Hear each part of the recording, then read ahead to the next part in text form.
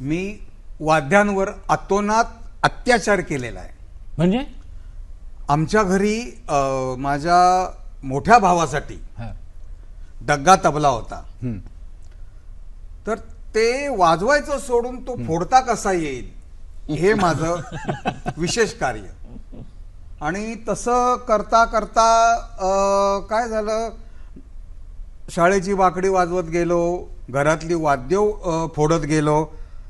पण नंतर काय झालं की हळूहळू बोटं थिरकायला लागली वाजवत होतो. मला पहिली गोष्ट कोणीही समोरासमोर बसून कुठलंही वाद्य शिकवलं नाही, बर.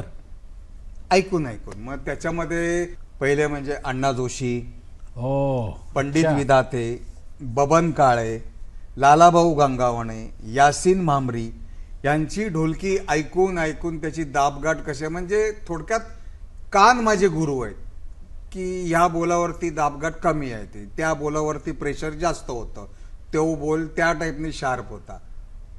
असं करत करत मी ढोलकीकडे वळलो. परंतु त्याची गंमत अशी की आमच्या वडिलांचे लहान भाऊ, मग त्यांच्याकडे भरपूर पकावजणे ढोलकी होते. आणि वडिलांच्या लहान भावाचं नाव नाना, म्हणजे त्यांचं नाव गुंडोपंत, पण तो कोल्हापुरी भाषेत शॉर्ट फॉर्म नाना.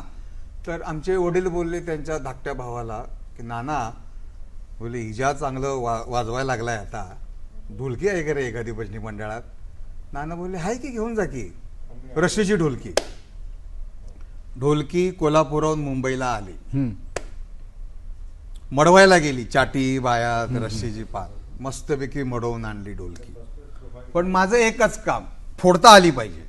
म्हणजे हा, वाजवायची कशाला, फोडता आली पाहिजे. कोणालाही खोटं वाटणार नाही. कंप्लीट उलटा प्रवास आहे. ढोलकी फोडता आली पाहिजे. पण म्हणतात ना ते एक बघा, संत गोरा कुंभारांचं भजन आहे, माती सांगे कुंभाराला पायी मदत तुझी, तुझाच आहे शेवट वेड्या माझ्या पायाची. करता करता करता ढोलकीने मला जवळ केलं, मी ढोलकीला जवळ केलं नाही, त्रिवार सत्य आहे. आणि आज तिने अशी माझी चावी टाईट केले की तिच्यामुळे माझी ओळख आहे, अन्यथा विजय चव्हाण काही नाही. खरं सांगतो, आज ती आहे, मी आहे. मैत्र से